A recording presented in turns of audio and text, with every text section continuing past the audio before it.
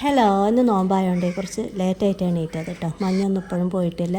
അപ്പോൾ പാൽക്കുപ്പിയൊക്കെ എടുത്തിട്ട് അടുക്കളയിൽ വന്നപ്പോൾ കുറച്ച് നനച്ചുള്ളിപ്പണി എടുക്കാൻ വിചാരിച്ചു. അപ്പോൾ ആദ്യം തന്നെ അടുക്കളയിൽ നിന്ന് തുടങ്ങാൻ വിചാരിച്ചിട്ട് പാത്രങ്ങളൊക്കെ എടുത്ത് വെച്ചിട്ടുണ്ട് കേട്ടോ. ഈ പാത്രങ്ങളൊക്കെ കണ്ട ഒരഴുക്കും ഇല്ല കേട്ടോ, ഒരു വർഷമായിട്ടും.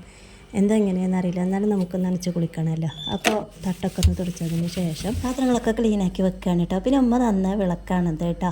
പിന്നെ ഇത് തട്ട് മുകളിൽ പ്ലൈവുഡും താഴെ നമ്മുടെ കാർപ്പറ്റുമാണ് വിരിച്ചിട്ടുള്ളത്.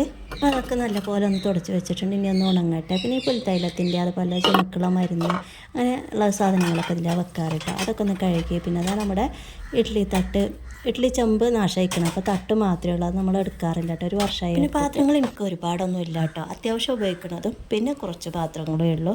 അപ്പോൾ കുറച്ച് കഴുകിയിട്ടുണ്ട്. ഇനി അടുത്തത് നാളെ. ഇനി നമ്മൾ രാത്രിക്ക് ചിക്കൻ ഫ്രൈ ആണ് ഉണ്ടാക്കുന്നത്. മുളക് പൊടി, മഞ്ഞൾപ്പൊടി, കോൺഫ്ലവർ, ഉപ്പും ചേർത്തിട്ട് റെസ്റ്റ് ചെയ്യാൻ വേണ്ടി വെച്ചിട്ടുണ്ട്. വൈകുന്നേരമാണത് ഫ്രൈ ആക്കുന്നത്. കറിവേപ്പിലയും വലിയ ജീരകം ഇട്ട് കൊടുത്ത് ഓരോന്നായിട്ട് ഫ്രൈ ആക്കി എടുക്കുകയാണ് കേട്ടോ. പിന്നെ അത് ആ വത്തക്ക വാങ്ങിയിട്ടുണ്ട്, അതും ജ്യൂസ് അടിക്കുകയാണ്. വത്തക്കയും പാലൊഴിച്ചു കൊടുത്ത് പഞ്ചസാരയും ചേർത്ത് നല്ലപോലെ അടിച്ചെടുത്തിട്ടുണ്ട്. പിന്നെ നമ്മൾ ഈ പുറകുവശത്ത് എന്ന് പറയുന്നത് ആഫ്റ്റർ ഡെലിവറി ട്രീറ്റ്മെൻറ്റിൻ്റെ പ്രസൂതിക പറയട്ടോ, അതാണിത്. അപ്പോൾ നമ്മുടെ ഷാബാമാസമൊക്കെ അതാ അടുക്കളയിൽ തന്നെ വെച്ച് നിൽക്കുന്നുണ്ട് കേട്ടോ. ഇന്നലത്തെ ബറാത്ത് നോമ്പിൻ്റെ വ്ളോഗാണിത്. ഇനി ഇതിലേക്ക് ചപ്പാത്തി ഉണ്ടാക്കിയിട്ടുണ്ട് കേട്ടോ. അപ്പോൾ അത്രയേ ഉള്ളൂ ഇന്നത്തെ ഞങ്ങളുടെ കുഞ്ഞു വ്ളോഗ്. ഇഷ്ടമായാലും സപ്പോർട്ട് ചെയ്യണേ.